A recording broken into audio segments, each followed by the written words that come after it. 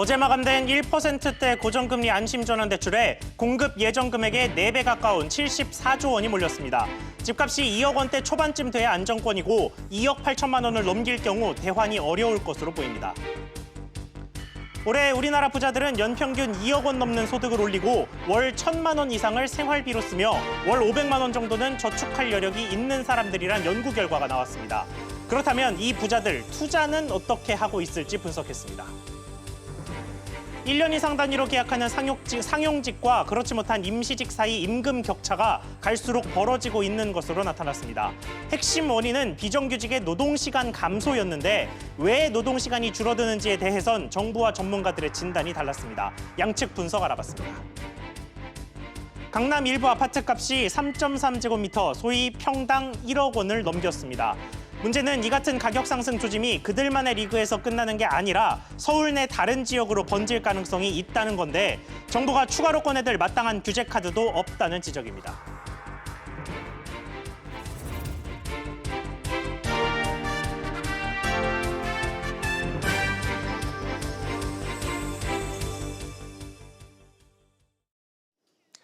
여러분 안녕하십니까?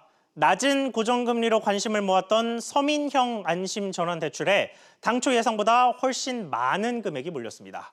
탈락자가 속출할 것으로 보이는데 먼저 류정훈 기자가 대출 신청 상황부터 전해드립니다. 서울 금천구에 거주하는 직장인 박모 씨는 서민형 안심전환대출을 신청했습니다. 그러나 신청자가 대거 몰리면서 집값이 비싼 서울 신청자는 탈락할 수 있다는 소식에 실망감이 이만저만이 아닙니다. 전 같은 경우는 이제 서울의 변두리 지역이고 직장 때문에 어쩔 수 없이 서울에 살고 있는데 오히려 이게 역차별을 받는 게 아닌지 하는. 지난 2주간 서민형 안심전환대출로 갈아타겠다고 신청한 건수만 약 63만 5천여 건. 금액으로만 73조 9천억가량이 접수돼 공급 한도인 20조 원을 3.5배 웃돈 것으로 파악됐습니다. 금융위원회는 신청자 중 집값이 낮은 순서로 대출을 승인할 예정인데 대략 집값이 2억 1천만 원 정도면 대출을 받을 수 있을 것으로 내다봤습니다. 2.1억 원 정도에서 만약에 끊긴다고 하면 수도권 서울, 경기, 인천 지역은 아마 46% 정도, 비수도권 지역은 한 54% 정도가 실제적으로 그를 가져가시는 분들은 지방의 비중이 높아집니다. 다만 신청 요건 미비나 대환 포기자가 발생할 수 있어 집값 커트라인은 더 오를 수 있다는 게 금융위의 설명입니다. 최종 지원 대상 주택 가격도 2억 1천만 원보다는 상당 수준 높아질 것으로 예상이 됩니다. 금융위는 10월 4일부터 대상자에게 통보하고 오는 11월 말까지 전화로 대환 진행 여부, 대출 조건 등을 안내할 계획입니다. SBS CNBC 류정훈입니다. 이제 관건은 신청자 63만 명 중 어느 정도가 연 1%대 안심전환대출로 갈아탈 수 있을지입니다. 당국은 43% 정도는 갈아탈 것이다라고 내다봤는데요. 이 말은 결국 57%인 36만 명은 갈아타기가 힘들 것이란 얘기입니다. 취재기자 나와 있습니다. 박규준 기자와 좀 더 이야기 나눠보겠습니다. 박 기자. 예. 먼저 금융위원회가 커트라인을 제시했는데 이 커트라인에 따르면 63만 명 중에는 얼마나 살아남을 수 있게 되는 겁니까? 네, 그러니까 현재 살고 있는 주택 가격이 2억 1천만 원까지는 무리 없이 이번에 갈아타기가 허용될 것으로 보입니다.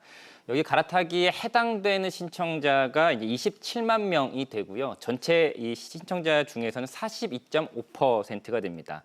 바꿔 말하면 전체의 57.5%는 이번 갈아타기에서 대출 거절이 되는, 탈락하게 되는 겁니다. 예. 그런데 금융위원회는 대상이 더 늘어날 수 있다고 언급을 했는데요. 한마디로 요건 미비 등의 이유로 대출 철회가 발생할 텐데 그게 이번에 신청자의 최대 40%에 달할 것으로 보고 있습니다.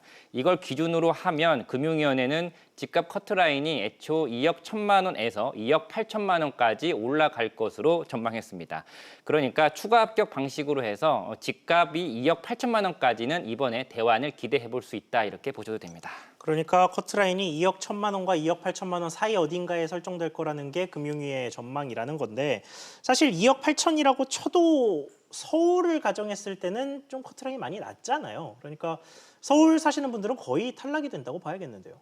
네, 맞습니다. 사실 집값이 상대적으로 저렴한 지방 거주자는 더 유리하다라고 보는 게 맞는데요. 하지만 그게 지나치게 차이가 많이 나진 않습니다. 오늘 금융위원회 설명에 따르면요. 이 주택가격 이번에 2억 1천만 원 커트라인 안으로 들어오는 이 차주 중에서 절반 가까이인 이 44.3%가 수도권 거주자로 잠정 집계됐다고 금융위원회가 밝혔기 때문입니다. 예. 물론 잠정 집계이긴 한데요. 이번에 대출 가능한 차주, 그러니까 2억 1천만 원 커트라인 안으로 들어온 차주 10명 중에서 4명 이상은 수도권 거주자라는 게 금융위원회 설명입니다.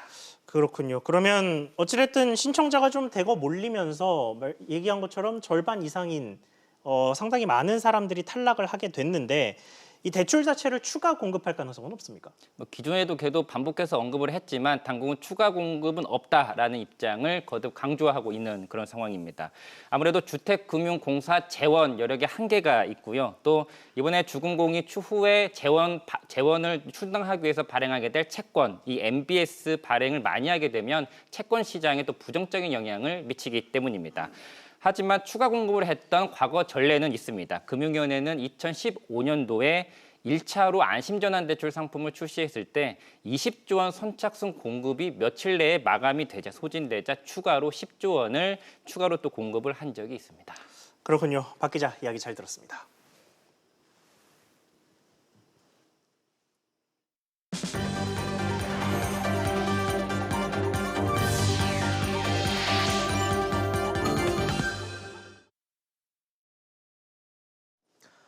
우리나라에서 부자라는 타이틀을 얻으려면 얼마를 벌고 또 얼마를 쓰고 그리고 얼마를 가지고 있어야 할까요? 오늘 한 시중은행 연구소가 올해 부자의 기준을 제시했는데요. 일단 금융자산을 10억 원 넘게 보유한 사람들이 부자다라고 정의를 했는데 이렇게 따지면 국내에 32만 3천 명이 있다고 집계했습니다. 자, 그러면 이 사람들이 어떻게 살고 있는지 좀 구체적으로 들여다보겠습니다. 일단 이들의 연소득은 평균 2억 2천만 원 가량 됐습니다. 일반 가구의 연소득이 5,700만 원 정도 되니까 이보다 4배가량 많은 소득을 올린 겁니다. 이 소득 가운데 63%는 사업이나 근로를 통한 노동소득이 차지를 하고 있었고요. 32.5%는 부동산 임대소득이나 금융 관련 소득인 재산소득이 차지했습니다. 또 부자라고 하면 일은 덜하고 갖고 있는 돈으로 계속 돈을 버는 사람들일 것 같지만 보시는 것처럼 노동소득이 전체 부자들 소득에서 차지하는 비중은 지난 2016년 58.5%에서 1년도 쉬지 않고 매년 꾸준히 올랐습니다. 자, 그러면 이 사람들은 이렇게 번 돈을 얼마나 쓰고 있을까요? 이들의 순수 생활비는 월 1,040만 원, 그러니까 주거비나 교육비, 식비나 취미 등에 들어가는 돈이 평균 1,000만 원을 넘겼습니다. 자, 이렇게 소득과 지출이 나왔으니 저축 가능한 돈도 나오겠죠. 소득에서 생활비와 각종 세금, 준조세를 뺀 연간 저축 여력은 평균 6,620만 원으로 나타났습니다. 이걸 12개월로 나누면 월 550만 원을 저축하는 데 쓸 수 있는 사람들이란 뜻이죠. 앞서 보셨던 평균 가구의 세전 소득보다도 한 달에 저축 가능한 액수가 많습니다. 자, 또 여기서 한 가지 흥미로운 점은 지금 이야기하고 있는 32만 명 가운데 스스로를 부자라고 생각하는 사람이 절반도 안 된다는 겁니다. 나머지 절반 이상은 스스로를 중산층 정도로 여긴다는 뜻이겠죠. 특히 금융자산뿐만 아니라 갖고 있는 모든 것을 포함한 총자산이 30억 원에서 50억 원 사이에 있는 사람들의 경우에는 본인이 부자라고 생각하는 비중이 3명 중 1명꼴에 불과했습니다. 역시 부자의 기준은 사람마다 다 다른가 봅니다. 앵커 리포트였습니다.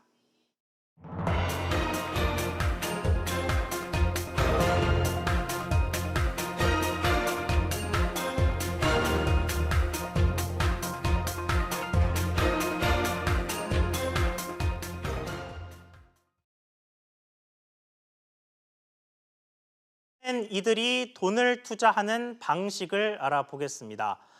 결론부터 먼저 말씀드리면 핵심은 부동산이었는데요. 취재 기자와 자세히 알아보겠습니다. 손석우 기자 나와 있습니다. 자, 송 기자. 네. 우선 부자들이 부동산을 얼마나 갖고 있었는지부터 좀 설명해 주시죠. 네. 부자로 이제 보고서에서 정의된 사람들의 자산 포트폴리오를 살펴봤더니요. 부동산 자산이 전체의 53.7% 절반이 넘었습니다.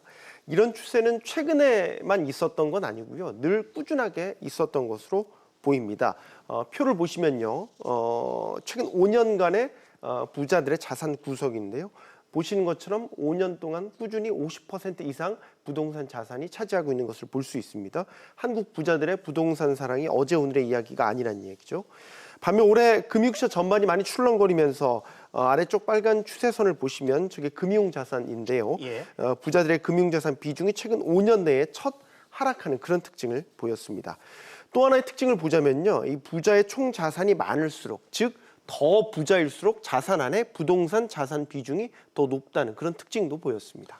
그렇군요. 그러면 결국 부자들이 가장 믿고 가장 많은 돈을 묻어두는 게 결국은 부동산이다. 뭐 이렇게 정리할 수 있겠군요. 네, 보고서에 보면 흥미로운 조사 결과가 하나 있는데 부자들은요 스스로 자신이 부동산 투자에 상당히 높은 지식의 수준을 가지고 있다라고 스스로 인식하고 있는 이런 설문조사 결과가 나왔습니다. 장기 유망 투자처로 꼽는 부분을 봤더니요. 빌딩이나 상가를 꼽는 부자들이 가장 많았는데 1순위로 꼽는 부자들도 24.8%에 달했습니다. 예. 더 부자일수록 이 퍼센테이지는 더 올라가는 특징을 보입니다. 부동산 부자들의 절반 이상은요 해외 부동산 투자에도 관심을 갖고 있었고 간접 투자 방식을 선호했고 또 투자처로는 베트남을 가장 선호하는 것으로 나타났습니다. 그렇군요. 여기에 최근 이 증권 시장을 비롯한 금융 시장이 불안한 것도 좀 영향을 미쳤을까요? 그렇게 볼 수 있습니다. 왜 그러냐면 보고서에서는 이 부자들의 40%가요. 최근 3년 동안 자산 손실을 해본 경험이 있는데 대부분이 이 주식과 펀드에서 손실을 본 경험을 나타냈습니다. 예. 즉, 이 금융자산에서 손실을 본 부자들이 결국 부동산 투자에 더 쏠리지 않겠느냐 이런 해석이 가능하고요. 아울러 또 부자들은 이 부동산 투자인 6년 이상, 즉 장기 투자를 할 용의가 있음을 또 드러냈습니다. 이에 대해서 한 부동산 전문가는 이 부동산이 실문 자산이기 때문에 이를 대체할 자산이 없다는 인식이 부자들 사이에서 강하고요.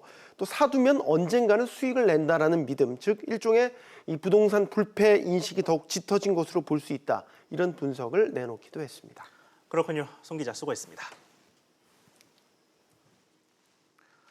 이렇게 부자들은 매년 상당한 금액을 벌고 또 투자하지만 소위 비정규직으로 불리는 임시 일용직 근로자 상황은 점점 힘들어지고 있습니다. 1년 이상 단위로 고용되는 상용직과 이들 임시직의 임금 격차가 점점 더 벌어지고 있습니다. 이 소식은 정인아 기자가 보도합니다. 지난 7월 기준 상용직 근로자의 월 평균 임금은 369만 3천 원. 임시 일용직 근로자의 임금은 상용직의 절반이 채 안 되는 151만 6천 원이었습니다. 상용직과 임시 일용직 간의 임금 격차는 점차 확대되고 있습니다. 지난 6월부터는 이 임금 격차가 200만 원대를 넘어섰습니다. 고용노동부는 근로시간이 임금 격차에 영향을 끼쳤다고 분석했습니다.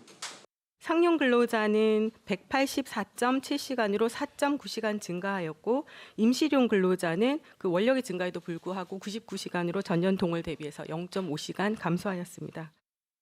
그러나 일각에선 최저임금 인상으로 인해 임시 일용직의 근로시간이 더 줄어들고 결과적으로 임시 일용직의 총 임금이 줄어드는 게 원인이란 분석도 제기하고 있습니다. 자영업자들이 쪼개기 고용을 많이 하고 있습니다. 그래서 실제로 고용은 늘어나지만 굉장히 단시간 근로자가 늘어나고 있는 것이 지금의 추세입니다. 고용부는 임시 일용직의 근로시간 감소세가 수년째 지속됐으며 최근에는 일과 생활의 균형인 워라밸을 추구하는 가치관이 확산되면서 단시간 근로자가 늘어났다고 설명했습니다. 한편 조선업 고용은 2달 연속 늘어나면서 회복세를 보였습니다. 고용부는 지역별 임금 상승률을 보면 경상남도가 가장 높게 나왔다면서 조선업 회복의 영향이라고 덧붙였습니다. SBS CNBC 정인아입니다. 다음 소식입니다. 미국 엘러간사 인공유방 보형물의 부작용에 대한 환자 보상 방안이 발표됐습니다. 앞서 미국 식품의약국 FDA는 거친 표면의 보형물이 희귀암을 유발할 수 있다고 경고한 바 있는데요. 취재기자 연결해서 알아보겠습니다. 김정현 기자, 이 환자들은 어떤 보상을 받게 됩니까?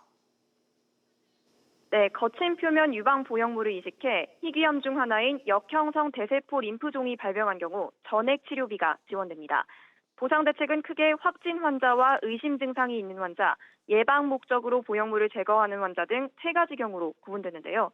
확진 환자의 경우 건강보험이 적용되고 비급여를 포함한 이식 환자 본인 부담금도 엘러간사가 전액 부담하기로 했습니다. 환자가 보형물 교체를 원하면 엘러간사는 평생 무상 교체해주기로 했습니다. 암이 단순히 의심되는 경우에도 병리검사와 초음파 등 진단을 위한 검사 비용을 지원받을 수 있는데요. 다만 지원 액수는 회당 120만 원까지 가능합니다. 마지막으로 예방 차원에서 보형물 교체를 하는 경우 2021년 7월 25일까지 매끄러운 표면의 유방 보형물이 교체품으로 무상 제공되는데요. 다만 수술 비용과 검사 비용은 보상 대상이 아닙니다. 그러면 이 보상을 받으려면 어떻게 해야 합니까? 네, 보상을 원하는 환자들은 우선 진료와 검사를 받은 후 진료 내역을 포함한 증빙 서류 등을 구비해서 엘러간사의 이메일이나 우편 등의 방법으로 신청하면 되는데요. 자세한 내용은 한국 엘러간 홈페이지와 고객센터를 통해 확인할 수 있습니다. 식약처는 현재까지 2만 8천여 명이 엘러간사의 거친 표면 인공 유방 보형물을 이식한 것으로 확인됐다고 밝혔습니다. SBS CNBC 김정현입니다. 대통령 직속 국가기후 환경회의가 미세먼지를 줄이기 위한 국민 정책 제안을 발표했습니다. 1년 중 미세먼지 농도가 높은 기간 내내 고강도 대책을 실시하겠다는 게 핵심입니다. 취재기자 연결해 보겠습니다. 김성훈 기자. 네, 김성훈입니다. 네, 이번 정책 제안 기존 정부 대책과는 어떻게 다른 겁니까? 네, 그동안은 미세먼지 상황에 따라 그때그때 비상저감 조치가 시행됐는데요. 오늘 발표된 정책 제안은 고농도 미세먼지 계절을 정해 대책을 지속적으로 시행한다는 것이 핵심입니다. 미세먼지 농도가 높은 12월부터 이듬해 3월까지 4개월 동안을 집중관리 기간으로 정하고 이 기간 동안 저감 조치를 집중해 미세먼지 배출량을 20% 이상 줄인다는 계획입니다.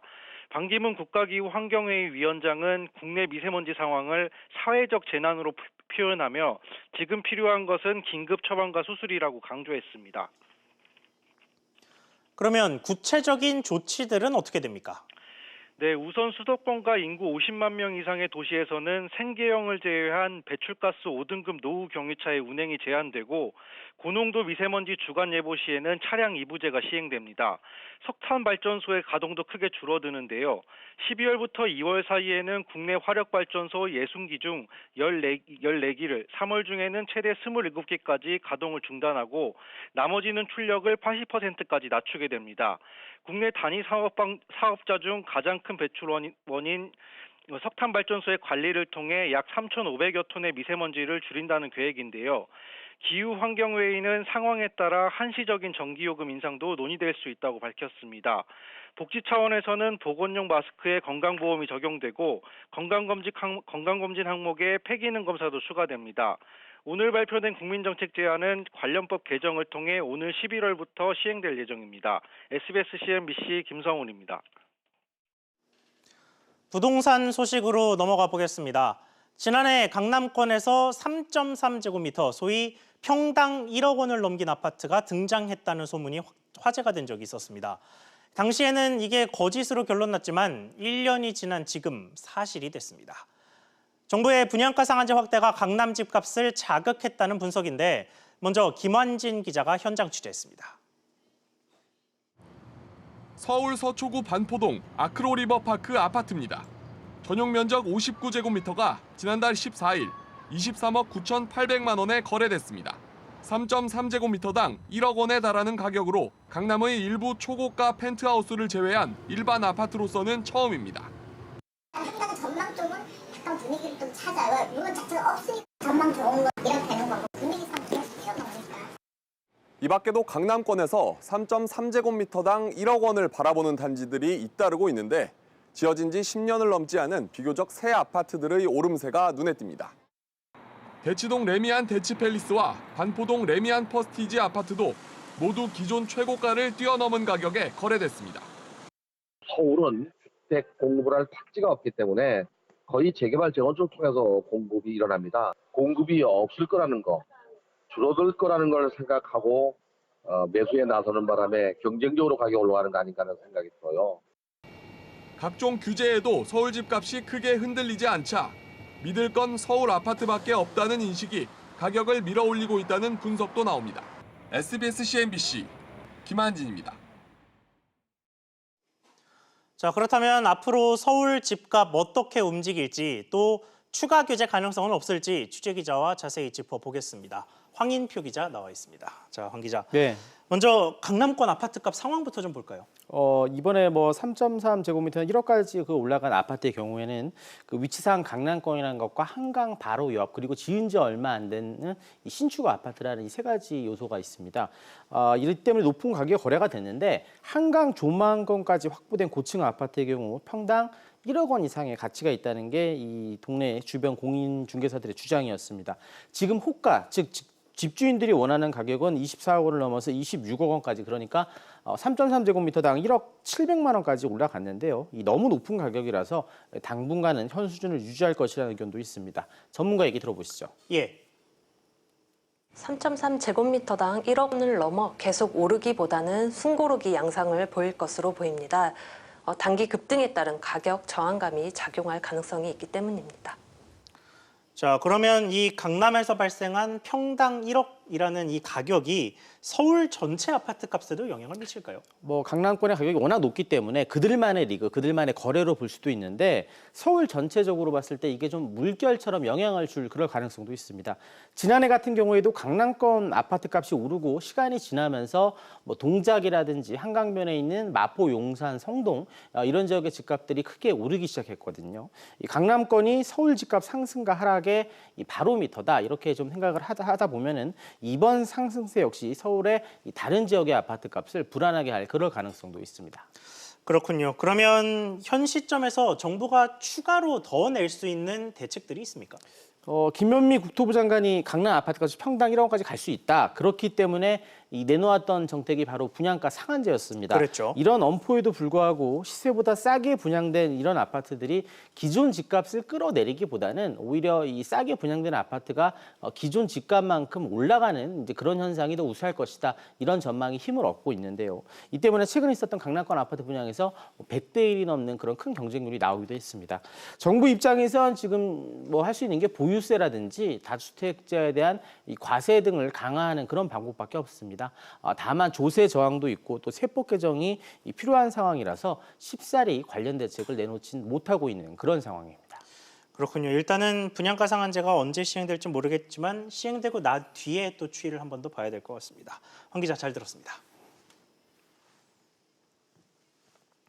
고용노동부가 기아자동차에 불법 파견 근로자 860명을 직접 고용하라는 시정 지시를 내렸습니다. 취재기자 연결해 보겠습니다. 정지환 기자. 네, 정지환입니다. 네, 고용부 지시 자세히 설명해 주시죠. 네, 고용노동부 경기지청은 오늘 기아자동차의 화성공장의 16개 협력업체에 근로자 860명을 직접 고용하라는 시정 지시를 내렸습니다. 기아차 화성공장의 불법 파견 문제는 4년 전부터 불거졌습니다. 2015년 기아차 화성공장 사내 하청노조가 서울중앙지검에 불법 파견을 고발했는데요. 이후 고용부와 검찰의 수사를 거쳐 지난 7월 검찰이 기아차 대표 등을 불법 파견 혐의로 기소했습니다. 이번 고용부의 행정지시는 이런 검찰의 기소에 대한 후속 조치로 보입니다. 만약에 기아차가 고용부 지시를 따르지 않으면 어떤 불이익을 받게 됩니까? 네, 기아차가 앞으로 25일 이내에 시정 지시를 받은 860명을 직접 고용하지 않아 적발되면 1인당 1,000만 원의 과태료를 물게 됩니다. 전원 직접 고용을 하지 않을 경우 모두 86억 원의 과태료를 내야 합니다. 적발 이후에도 시정되지 않으면 1인당 과태료는 최대 3천만 원으로 늘어납니다. 그러면 이에 대해 기아자동차 측은 어떤 입장입니까? 기아자동차 측은 이미 특별고용을 통해 대부분의 근로자를 직접 고용했기 때문에 큰 문제는 없을 것이라고 밝혔습니다.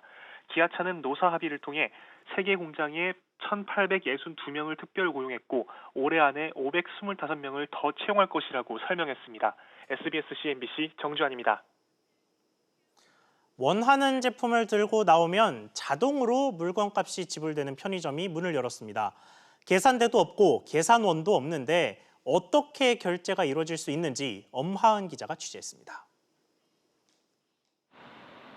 계산을 하기 위해 줄을 설 필요도 없고 카드나 현금을 꺼낼 필요도 없는 국내 한 편의점입니다.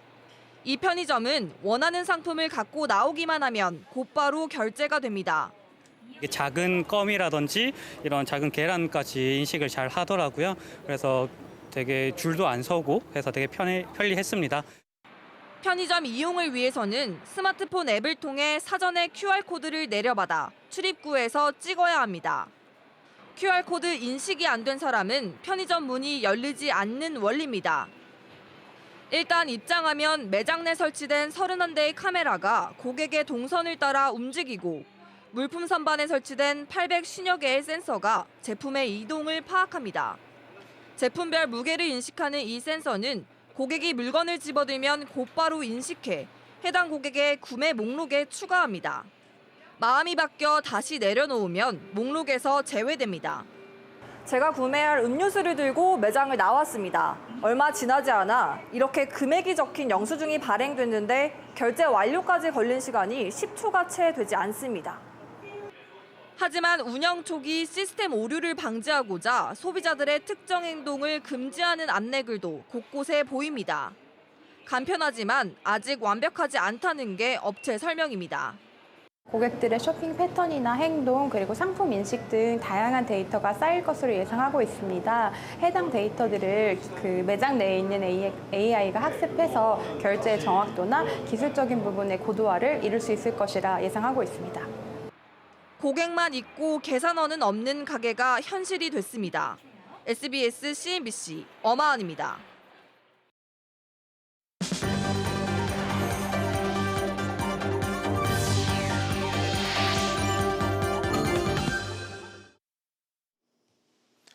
산업통상자원부는 니카라과와 온두라스, 코스타리카 등 중미 공화국과 체결한 자유무역협정 FTA가 다음 달부터 발효된다고 밝혔습니다. 이번 FTA에 대해 산업부는 수출 시장 다변화와 한중미 양자 간 교역 확대가 기대된다고 말했습니다. 산업통상자원부는 일본이 반도체 소재 관련 세계 규제 품목 중 하나인 플루오린 폴리이미드의 수출 한 건을 최근 처음으로 허가했다고 밝혔습니다. 플루오린 폴리이미드는 휘어지는 디스플레이 등에 쓰이는 강화 플라스틱 소재입니다. 안녕하세요. K웨더 라이프스타일 예보 김단비입니다. 현재 제18호 태풍 미탁이 강한 중형급 세력을 유지한 채 한반도를 향해 북상 중입니다. 태풍은 모레 오후 서귀포 부근 해상을 통과해서 글피 오후에는 대구에 상륙하겠는데요. 이후 동해상을 통해 점차 빠져나가겠습니다. 태풍이 북상함에 따라 내일 아침 제주도에서 비가 시작돼 오후에는 남부지방에 비가 내리겠고요. 모레에서 글피 사이에는 전국에 강한 비바람이 몰아치겠습니다. 내일 예상되는 비의 양은 제주도에 30에서 60mm, 경북 북부를 제외한 남부지방에 20에서 40mm가 되겠고요. 그 밖에 충청도에는 대기 불안정으로 인해 10에서 30mm의 소나기가 내리겠습니다. 중서부 지방은 오전에 미세먼지 농도가 한때 나쁨에서 나쁨 단계로 높겠고 낮 기온이 30도 가까이 오르며 덥겠습니다. 동해안은 대체로 구름 많은 가운데 낮 기온은 24에서 25도 분포로 비교적 선선하겠습니다. 남부지방 제주도와 전라도는 오전에 공기가 탁하겠고요. 제주도는 아침부터, 그 밖에 남부는 낮부터 비가 내리며 먼지는 차츰 해소되겠습니다. 목요일 태풍의 영향권에서 벗어나고 나면 주 후반부터는 기온이 내려가 낮 동안에도 선선하겠습니다. 날씨였습니다. 오늘 저희가 준비한 소식 여기까지입니다. 시청해 주셔서 감사합니다.